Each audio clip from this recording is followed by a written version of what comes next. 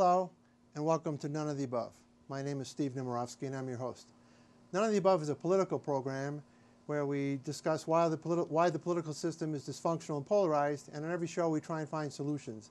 No sense just complaining about it. You got to fix the problems, and we try and do that on our show.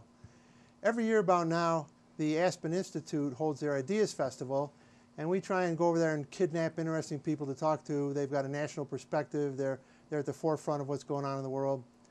And today we've got a terrific guest, Charles Sykes, who's with MSNBC. He's on NPR radio on a brand new show called Indivisible. He's written quite a bit, and he's been a conservative commentator for over 20 years now, and I'm really looking forward to getting his perspective. It's always unique to get a good conservative here in Aspen once in a while. It's a very liberal community, as you know, and every year for the Aspen's Idea Festival, there's a token conservative or two, and we've been lucky enough to have the conservative token or two each year join us on our show, and Charlie was gracious enough to join us today. So Charlie, welcome to the show. Thank you very much. Pleasure to have you. Thank you. Did you get all your shots and everything you needed to come here? Everybody's been very nice so far. I know. So far. You know, it's an amazing time. Yeah. And it is liberal, and it's getting more Right. liberal all the time, but it's not as if this is the part of the world where, you know, the vitriol is going to be spewing at you while you're sitting here, you know? As you mentioned, I work with MSNBC and NPR, and as a conservative working for them, this is nothing, right? So you've been in this milieu for 20-some years, right?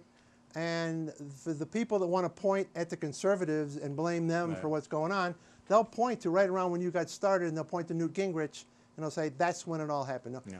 So when did it all happen for you? When did you see this starting to get dysfunctional, and what's your perspective on that part of the world? Well, that's a fascinating question, and I've spent a long time. My book is called How the Right Lost Its Mind, and I tried to ask myself that question because initially I was thinking, well, Donald Trump drops out of the sky on this otherwise coherent movement and hijacks it. But it's as I've asked myself that question, when did it actually start? When did we start losing our minds? When did we become so tribal, willing to accept so many bizarre things? You do have to start running that clock back, and there's a lot of dates you could put it. But I mean, the fact is that we have become more, exponentially more tribal as opposed to principled. You've seen this evolution from being a movement of ideas to being a movement of echo chambers, of tribal loyalty, and now, quite frankly, of cult of personality.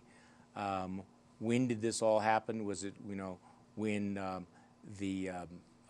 some of the grifters took over the Tea Party movement? Was it when the conservative movement became the perpetual outrage machine, or when we outsourced our the thought leadership to people like Sean Hannity and Rush Limbaugh? This has been a long time coming. Now, by the way, the left has its own problems, but what I've dealt with is how the right, even though it wins elections, has run off the rails. And I told you, I'm the third party guy now, Right. and I'm kind of anti-Republican and Democrat. Yeah. I'm anti-liberal and conservative. I think you just feed off each other. Yeah. The conservatives learn a trick or two, and then the liberals say, hey, that's a good trick. Why don't we try that trick? Okay. So, there's a debt ceiling. Hey, let's not pass that legislation. Let's not have more debt, and the Republicans try, and then the Democrats try, and Obama makes that vote. And then Obama becomes president. Hey, what do you mean we can't have a debt ceiling? So I just think everybody feeds off each other. Well, yes. And it has been fascinating how, for example, that the conservatives have become what they despise, that they justify their tactics because, well, what about the Democrats? They did the same thing.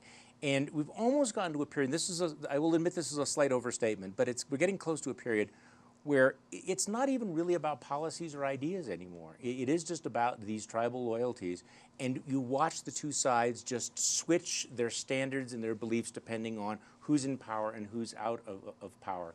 And I've described in other venues, and remember, I'm a conservative talk show host, so I like the idea of a conservative media. I like the idea of some place that tells the different side of the story. What happened over the last couple of years was, at least for me, was the recognition that something had gone wrong, that rather than creating an alternative media, we had created an alternative reality, that we had created these alternative reality silos on the right and on the left, where the two sides no longer talk to one another. Right. If they talk to one another at all, they demonize one another. They justify any tactics in order to defeat the other side. And, you know, watching it as a conservative, I mean, I'm old enough, you're probably old enough too to remember when conservatives said things like character matters, all that stuff. And then to go through last year and watch as many conservatives embrace Donald Trump, some of these are the same people who back in the 1990s made the case, well, we can't, you know, we have to impeach Bill Clinton because of his character, but then lecture us last year as conservatives that we needed to overlook all of Donald Trump's character issues because, well, we had to win. No, and but that's part of the problem. Hasn't winning become everything? Yeah. And I was talking to one of my guests earlier in the week, and from my perspective, it's not just that winning has become everything. It's just that politics has become ubiquitous. There's no period for governing anymore. We're just in a constant campaign mode, and it's an ugly constant campaign mode. There's no time for policy, as you said. Who sits back and talks policy? Right. Well, you know, and it really has come down to when I was trying to figure out what happened here, and then, by the way, I've used this line before, and I've borrowed it from Jonah Goldberg. As a conservative watching, you know, the Trump takeover, you know, watching conservatives who I've known for 20 or 30 years decide that they're going to accept these standards and this candidacy, it was like watching the invasion of the body snatchers, watching them as they were taken over. But the explanation to all of this is that not only is politics ubiquitous, and not only is it winner take all, but it's that binary choice. And the 2016 election was a real illustration of how binary our politics has become, either or. And as long as you have that choice, that no matter how awful Trump might be, no matter, you know, his admission that he sexually assaults women, or he's a serial liar, he makes fun of the disabled, whatever you want to say about it, you know, the majority of Republican voters have now been conditioned to saying, yes, but it's either him or it's Hillary, the binary choice, and, you know, she's so much worse. And as long as that's the case, I think you're going to have this race to the bottom, that we will have this period where we will no longer hold the candidates accountable for accomplishing anything or for their conduct, as long as we can demonize the other choice, which will always be worse. And that's where it's at. That is where it's at. So I talk about my show a lot, and we start with dysfunctional, we start with polarized.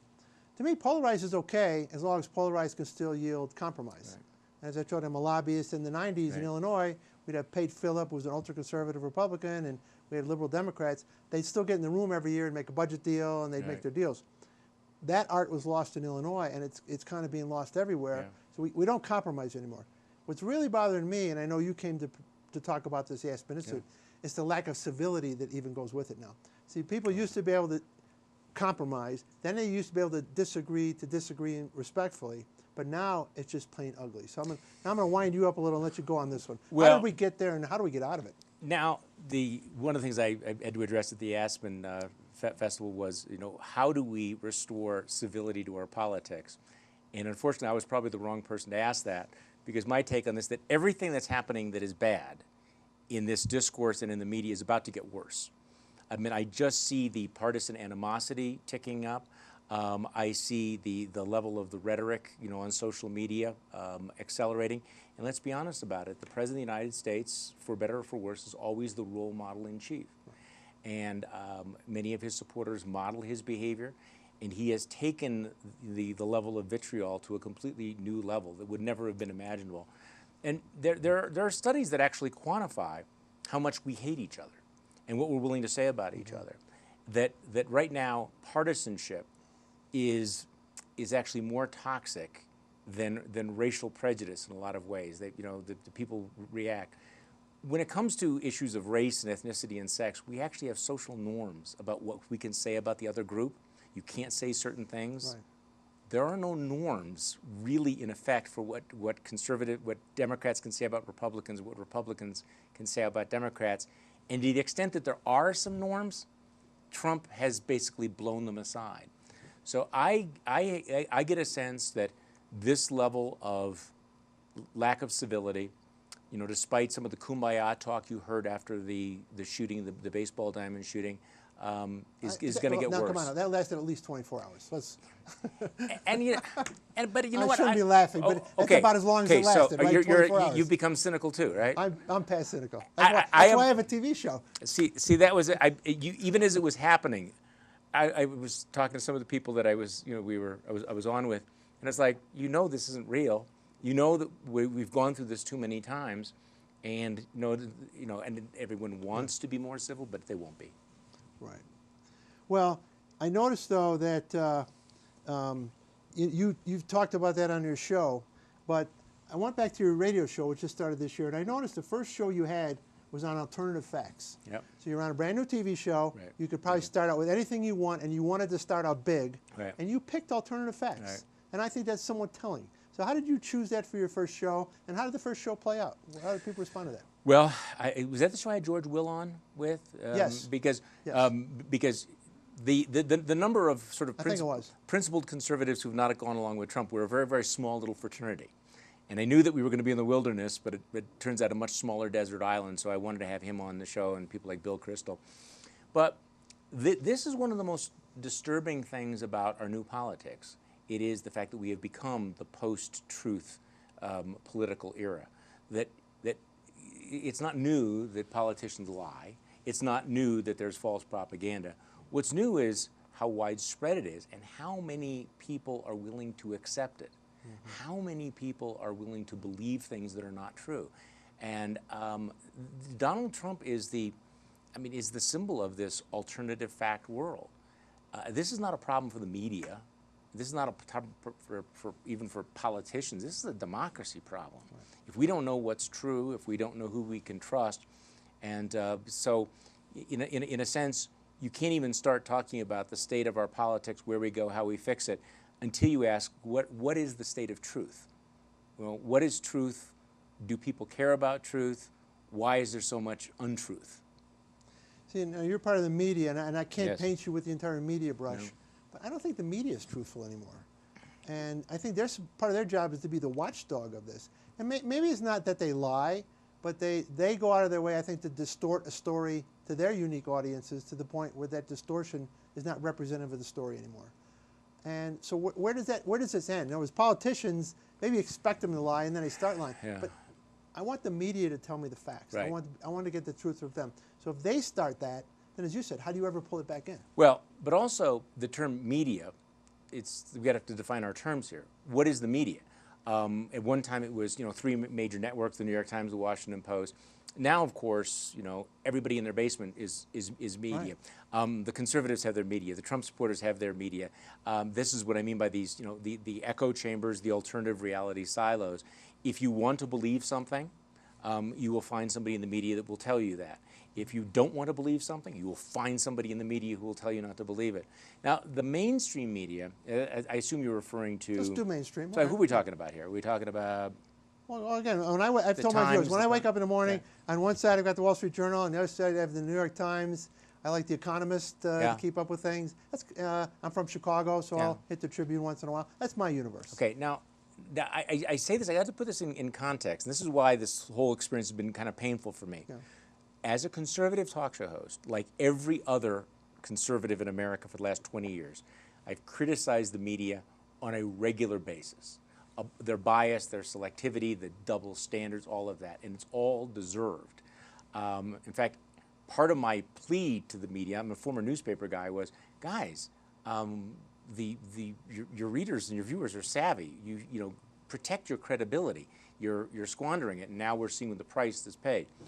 Having said that, we got to the point where I think that we have delegitimized the media. And I've told the story about how I would always push back on the fake news or the hoaxes. And increasingly what I found was that I couldn't come up with a source that people would believe. If I said, well, it's obviously that's not true. It's in the Wall Street Journal, or so it's the New York Times. Well, those are liberal rags. So what we had done was we had totally eliminated any independent journalism out there to check the falsehood. Right. That's a dangerous thing. My sense is, and I don't misunderstand me, most of the journalism in the outlets that you're describing has actually been pretty good. I think they're trying to do a better job, but when they don't, as when CNN made a massive mistake recently, it's devastating to the credibility because people then ask, who do I trust, who do I believe?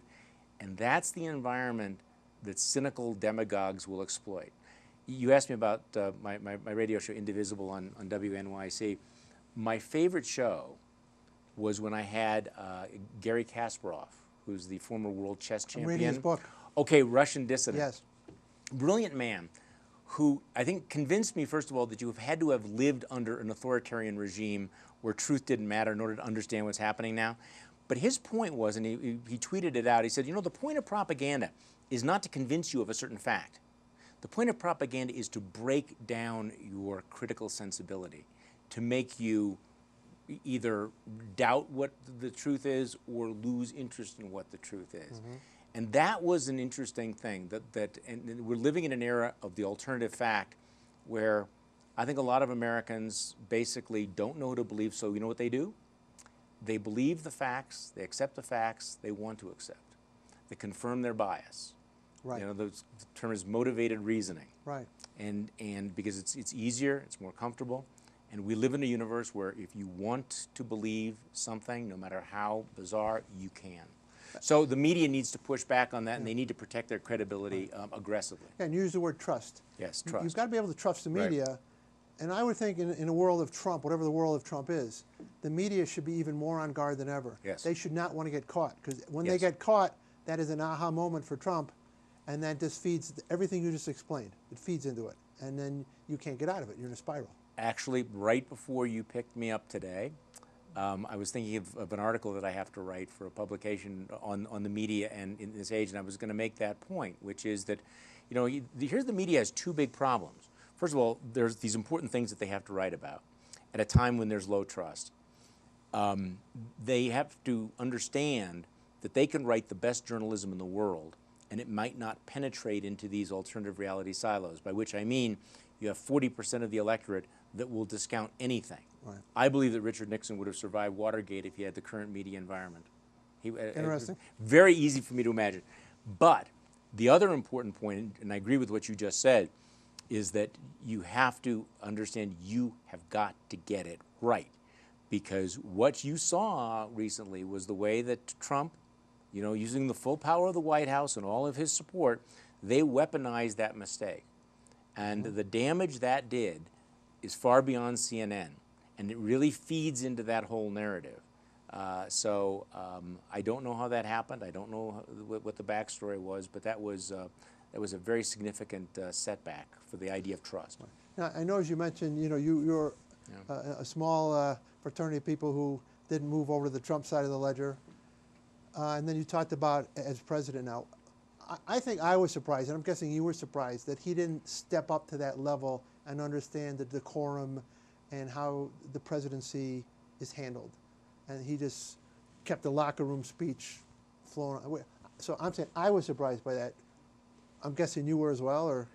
You know, surprised, not surprised, because, I mean, you know, having spent a year warning people, don't do this, don't do this, don't do this, this man should not be president. Yeah. Then when he, you know, lives up to all of that or lives down to it, I shouldn't have been surprised. On the other hand, I agree with you that you would think that there'd be a level of seriousness that if you want to succeed. In fact, I was speaking at the festival with somebody who voted for Trump and was trying to make the case for giving him a chance. And I said, you ought to be the one who's the most upset, because you have invested all of this faith and confidence in him to do things that you regard as important, and he refuses to step up to do the job. He refuses to show the discipline, the character, just the hard work to be able to get it done. And I think that, unfortunately, there's also this, we've talked about, you know, the media ecosystem around him. They enable him. So yesterday, the senators, all the Republican senators, go in and meet with the President of the United States to talk about health care reform. This is 1/6 of the entire U.S. economy. Tens of millions of people are affected. Arguably the most important legislative vote of his presidency. And the senators come out, and the story they tell is basically that he obviously clearly was completely unfamiliar with the basic details of the legislation. You know? Right. This is part of that extraordinary moment we are in. Although, in fairness to the president, Nancy Pelosi wasn't familiar with the bill when they passed it either. But that's the scary part.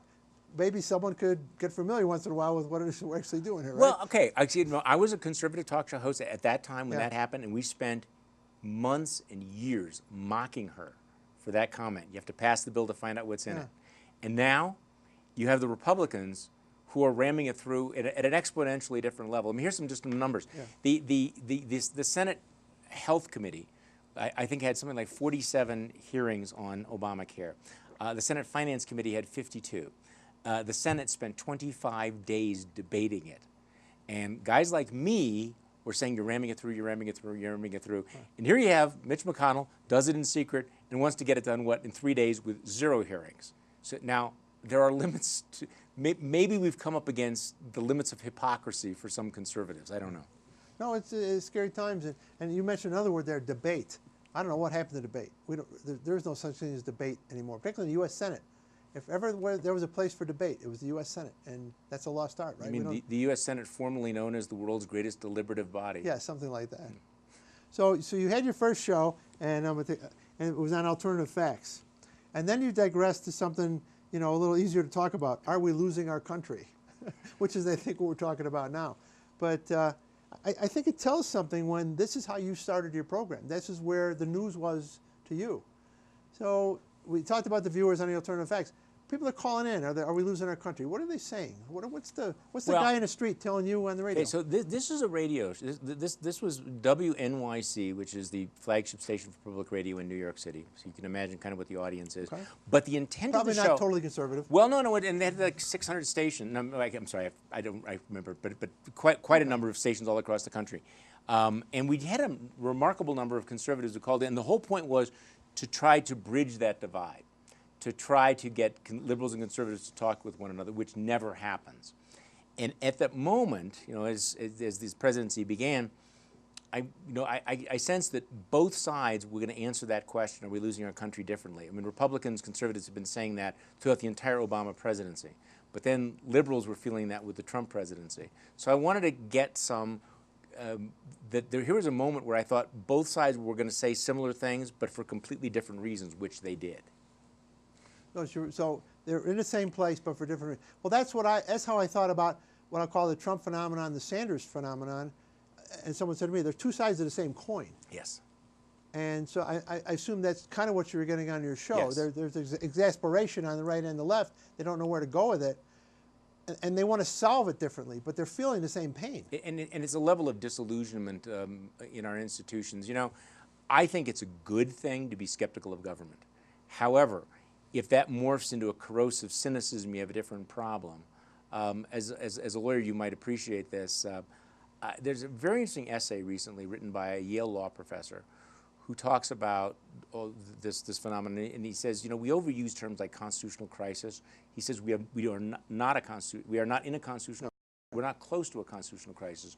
What we are experiencing, however, is what he calls constitutional rot, the loss of confidence in our institutions and our democratic norms, and that, you know, in some ways, Trump is a symptom of this loss of understanding or respect for all of these democratic norms. And that was one of the things we talked about on this show, that I think a lot of us, the shock of the election and the Trump presidency was this recognition that a lot of the things, these norms and standards that we had taken for granted were actually pie crust thin and that were broken.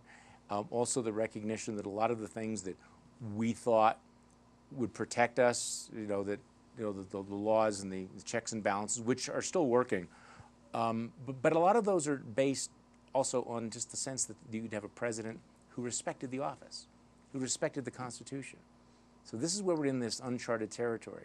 What if you have a president who does not fundamentally understand or respect those norms, and an electorate that is ignorant of American civics, ignorant of American history, and maybe indifferent to some of these standards?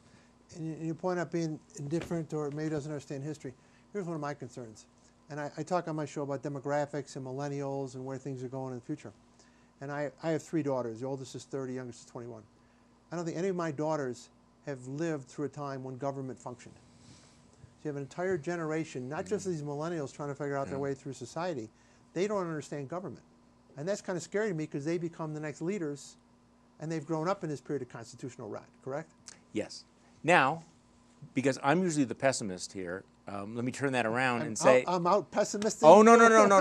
I'm often described as the Prince of Darkness because of everything is going to get worse. However, you could make a case though that the millennials might be the bright spot because they are very clearly unaligned with the major political parties. They might be open to fundamental change, and if you ever get to a third party, the key to that will be to appeal to millennials who are not locked into this binary system that we have right now. I couldn't agree more. I've done a few shows on that. Those are my guys. I know. They're unaffiliated. They're not locked in. They don't like the constitutional rot, and maybe they will be the next generation. It just bothers me that they don't have a model to grow from. They don't have. Although I got a lot of ridicule for this, but I was on the Morning Joe show at one point, and I said, I got to tell you, I got to admit to you, I'm going to say something that I've never said before. I am envious of the French. Really? Because of what happened with their election, where you had, Macron comes out of nowhere, right? Blows up the entire party structure, makes them irrelevant, invents essentially an entire political party from scratch, which now has an overwhelming majority in their National Assembly.